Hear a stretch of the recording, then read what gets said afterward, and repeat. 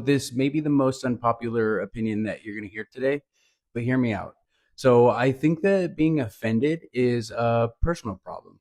So, what if I told you that every time you get offended, it has everything to do with you and nothing to do with the person who's offending you? Being difficult to offend is one of the greatest attainable freedoms in our world. The reason that something offends you is because on some level you think that it's true. So imagine you're wearing a bright blue shirt and somebody walks up to you and they say, "That's the ugliest red shirt I've ever seen." Would you be offended? Probably not, because you know that your shirt is blue. Now, imagine they say, "That blue shirt looks terrible on you." That is going to hit a little bit differently, not because they're necessarily right, but because there's a part of you that thinks that they might be.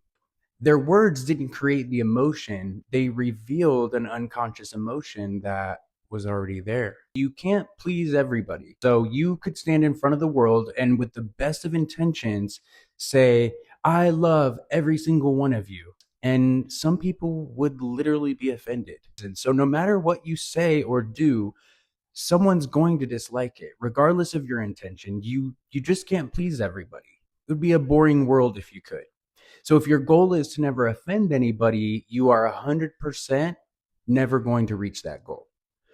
Third point, the illusion of control. So most people think that the solution is to change everybody else. But when your emotional state depends on anything or anybody outside of yourself, you've already completely given your power away. Even if changing someone else's behavior makes you feel better, it's only temporary, because your peace still depends on external circumstances. So the moment someone else says the wrong thing again, you're right back to square one. And then last but definitely not least, when you're offended, it makes real conversations extremely difficult, because when you become offended, emotion takes over. And when emotion takes over, curiosity usually disappears. So instead of asking, "What did they mean?"